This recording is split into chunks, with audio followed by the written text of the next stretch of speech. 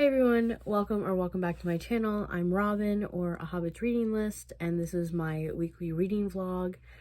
This is the last full week in February, which means that I have 7-ish days to finish the last 4 books on my February TBR, which are The Complete Kama Sutra, Hot Water by PG Wodehouse, The Love Study by Kris and Red, White, and Royal Blue by Casey McQuiston. So let's get started.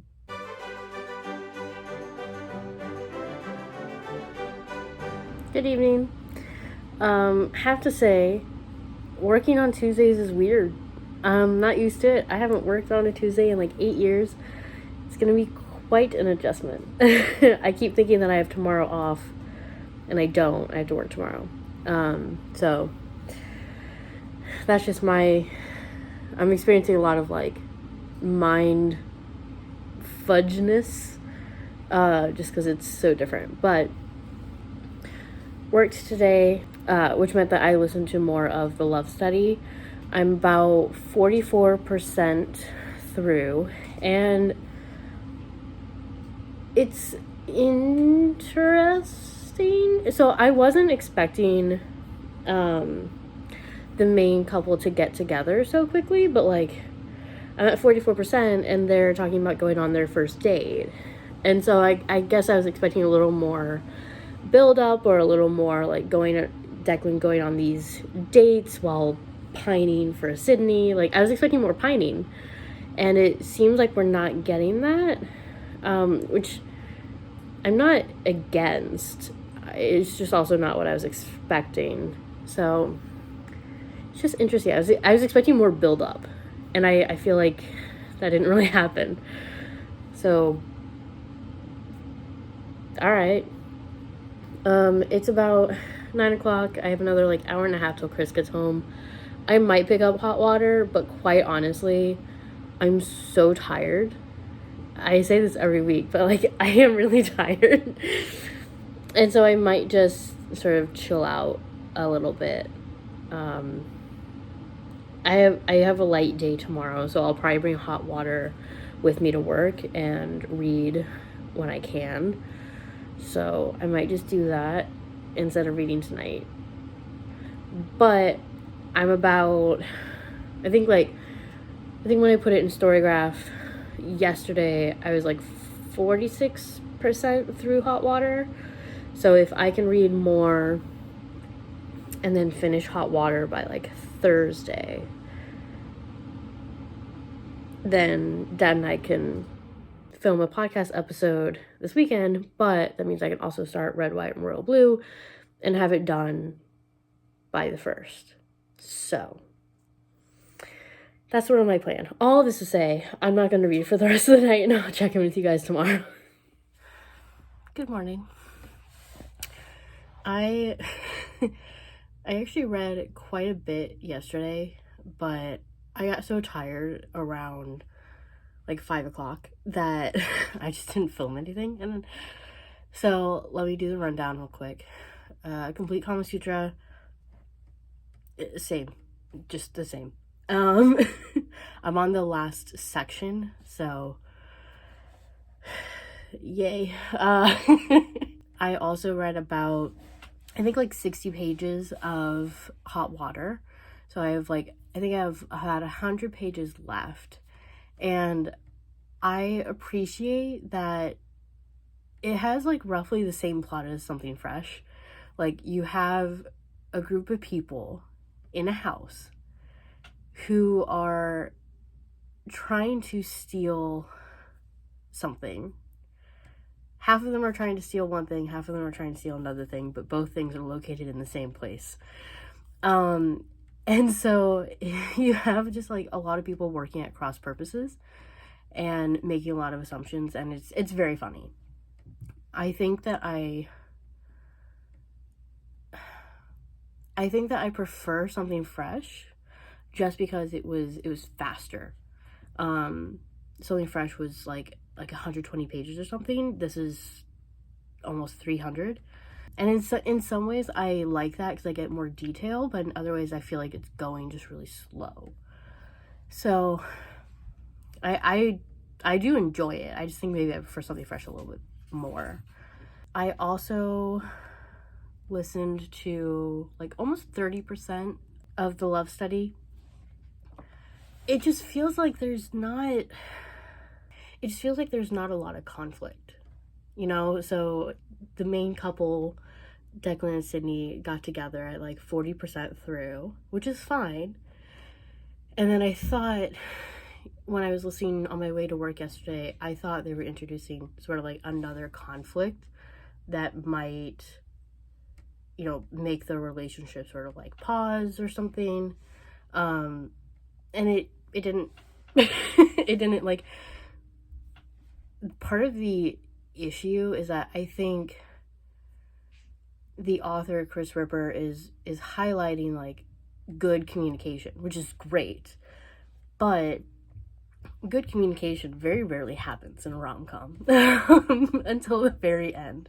And so when you have a whole book based around good communication, good friendships, and the only real issue is Declan's insecurity and guilt over leaving his last boyfriend at the altar, like, that's fine, but it just feels like there's not a lot that happens. And so it feels more like slice of life, which again is fine. I'm not complaining about it. It just feels like maybe this should have been a novella instead of a novel. Just because I could be very wrong. There could be, you know, a third act breakup, although I'd be very surprised. You know, like I'm like 75% through. And obviously I'm right at that point where a third act breakup could be introduced, but I just don't see it happening. So I don't know. I'm not super thrilled with this book. It just, because like I said, like I still feel like it's trying too hard. And maybe the, you know, rom-coms where there's like really good communication and support and everything, like maybe those books just aren't for me, because it feels like I said, like just nothing's happening. Like, they're very cute together, and there are moments where I was like, oh, okay. But then there are just as many moments where I'm like, okay, yes, like, wonderful, you're great at communicating. And I think I just figured it out, is that Sydney is this like character that is exactly what is needed for Declan, which, okay, like if we're going like a soulmate route, but there's just not. I feel like the author is trying to add substance to Sydney by giving them, you know, a backstory where they felt like they were never really accepted and they always felt like an outsider, which is very valid. I'm not denying that. But it just feels like, because we only see Sydney from Declan's point of view, it's really hard to connect to that. And plus, we just don't see that part of Sydney that often. So I think maybe that's it. I just don't feel connected to Sydney. Maybe. I don't know. We'll see. We'll see. I should finish it tomorrow. I have another, like, I don't even know. I'm like 74% through. So I'll probably finish it tomorrow. If not, then I'll just go ahead and finish it when I get home or something tomorrow night. So that's what am I thinking. I am planning on reading today. I would like to finish Hot Water, because that means, and I think I mentioned this like Tuesday or something, if I finish Hot Water today, that means that I have Friday, Saturday, Sunday, Monday, Tuesday. Oh yeah, I have 5 days to read Red, White, and Royal Blue, and then I will have completed my entire February TBR plus one. So yay. And then I'll have to film a wrap up. So I'll check in with you guys later. I'm just gonna own up to this now. I'm not reading today. I spent most of my day in the kitchen preparing tonight's dinner and also tomorrow's Shabbat dinner. And so my back hurts a lot, my feet hurt a lot, and I'm just tired. So I don't really want to do anything. So not finishing Hot Water today, but I will have to finish it tomorrow, because Dad and I are going to go ahead and record the next episode of the podcast on Saturday. So that will definitely get done. The love study should get done tomorrow as well. And then it's just reading the complete Kama Sutra, which super fun. So just wanted to go ahead and just acknowledge that. So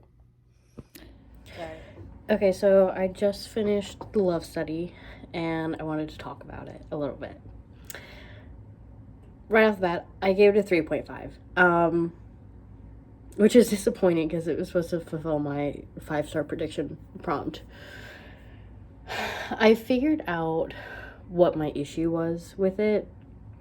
So I talked a little bit about it earlier, but I had said that I felt like one of the issues that I had was I felt like Sydney was one-dimensional. I felt like Sydney was there purely to be the perfect being for Declan to fall for, which, like, in a romance is not necessarily bad because they're supposed to, like, end up together. It's supposed to be like soulmates, whatever. But it felt like that's all there was to them. Like, it just felt like that was their only purpose. They had nothing about them that was separate from relating to Declan. So that was my first issue. My second was just the dialogue. Like, look, you guys have been watching my videos for a while. You know I say quite a bit. Most people do. Most people need some sort of filler, and that's fine. However, I don't feel like in a novel, needs to be written a ton. Like, it can be in there occasionally. It can, show hesitancy to answer, and for the most part, that's what it was used as in this book. But it was just a lot. Like, it was a lot. And I felt like that it just made the dialogue sort of like clunky and not engaging. That's number 2. Number 3, I figured out on my drive home as I was finishing the book. So the third act breakup happened. It's not really a spoiler. It's the formula for most romances. But the resolution bothered me. And I put my finger on why. I might have to drop my rating down to a 3 if I'm nailing it this hard. I feel like Declan was solely responsible for the conflict. It was all his responsibility. Like, Sydney admitted to some stuff, but I feel like Sydney, because they're perfect, would have addressed the issue, but wasn't given an opportunity. Declan had a very similar issue to Sydney, but more, and handled it the worst possible way. And then when the resolution happened, I wrote that he pretty much, like, apology bombed them. Like, he would just not stop apologizing, and he was like, it's fine to be emotional and to have regret and to express that. That is fine. But making it so that the other person who you're supposed to be apologizing to has to then comfort you, like, that's just not how that goes. Like, that just shows that, like, are you really, like, apologetic and regretful and remorseful? Or are you making it so that the other person has no choice but to forgive you? Because most humans will not see someone crying and apologizing so much and then just sit there and be like, yep. Like, most people will want to comfort. And it's not fair to put the person that you're apologizing to in that position. So that really bugged me. And after that, Declan pretty much love bombed them. And I don't know, it was just like, the ending was not comfortable. I think I'm gonna drop it down to a 3. Like, it's still, like, that's just my personal thing. The writing was not bad. The characters were not bad. They were a little one-dimensional. Like, they weren't bad. Like, it was a fine book. I think part of why I'm railing on it so hard is because I expect it to be better. It was recommended to me personally based off of my own tastes, and it was a miss. It was a really big miss. So I'm gonna go ahead and drop it down to a 3. It's a 3-star. Yeah. So that was a little disappointing. So that's my update. I didn't read anything yesterday. Did I? No. I think I said that too. I think I filmed a clip yesterday where I said I wasn't reading. Yep, I did. Now that I think about it. I finished the love study. I haven't read the complete Kama Sutra. I need to do that tonight. I also need to read Hot Water because Dad and I are recording tomorrow. So, don't know how much I'll get done tonight because I'm in the middle of making Shabbat dinner right now. But I will try to read a little bit tonight and then finish Hot Water tomorrow, and then we'll be back on track. But I wanted to share my thoughts about the love study because for once we don't have a 4.5. We have a 3. I think that's officially my lowest rated book of the year so far. I'm pretty sure. I think the other ones that are below 4 are 3.5s. And yeah. Sorry.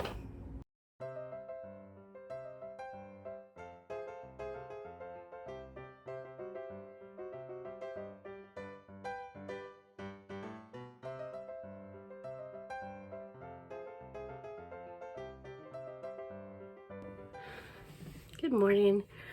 I finished another book last night, which is good because I'm recording a podcast for it. I finished Hot Water. It took me about an hour and a half to get through 100 pages, which don't know why I read it so much slower than I usually do, but I mean, it's not a slow pace, but it's whatever. I really enjoyed it.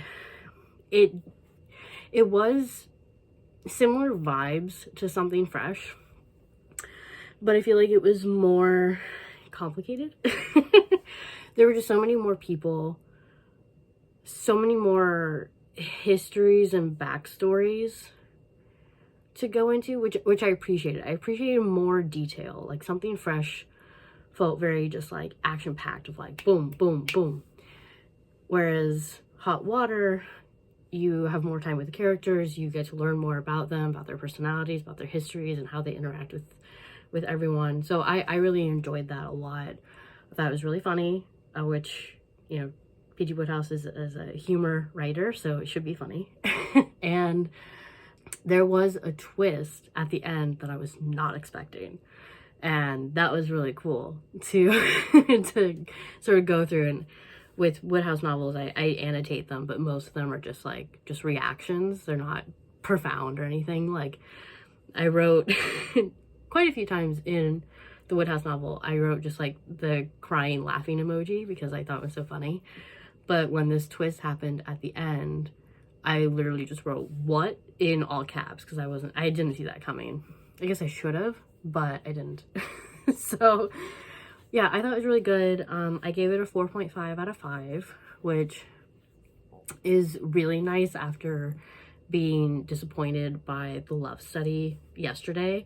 I was talking to my dad about it, and he feels like with how much I was railing on it, even giving it a 3 stars being generous, but I don't feel like I can drop it down more. I think it's just too fresh. I think it is a 3-star. I think it was fine. I just feel like there wasn't a lot of substance there. So that's that. I am gonna record the podcast, and then I'll definitely read more of the complete Kama Sutra today, just because I need to, we're getting down to the wire. I need to read it today. But hopefully I'll be able to pick up Red, White, and Royal Blue. Kris wants to, hang out today because this is our day off together. And I did want to shoot the March TBR. I have a lot of things I want to do today, and I don't know how much I will actually get done. So we'll see if I start Red, White, and Royal Blue. If I don't, I'm almost positive there's an audiobook of it, and maybe I will start start that tomorrow. And I'll just do a mixed media thing with that book to finish it before Wednesday. So that's the plan.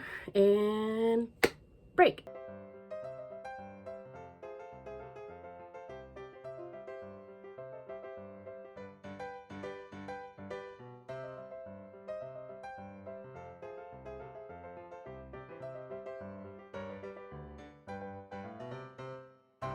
I'm making an executive decision to not read the complete Kama Sutra tonight so that I can just bust through Red, White, and Royal Blue because I love it. I love it a bunch. I listened to about 2 hours on my way to and from work today, and then I got home and I was transferring video clips from my memory card onto my computer so I could edit YouTube videos because I need to edit 3 of them, and that was taking a little bit. So I'm like, well, I might as well read another chapter, and then I didn't stop. So I've read 112 pages. So I think I'm just gonna keep reading. I really like it. I'm not surprised. I figured I was going to with the way everyone has talked about it. So I'm gonna read it tonight and probably end up finishing it tomorrow, quite honestly. So I finished reading 2 books this week. 3? 2. Yeah. I don't even know. 3. 2 this vlog. I'm gonna stop talking. It doesn't matter. I finished quite a few books. So I'm going to, like I said, just wrap up. I really appreciate you guys watching. You'll have a lot of new content coming soon, like very soon, like on the 1st, assuming I do what I'm supposed to and edit all day tomorrow.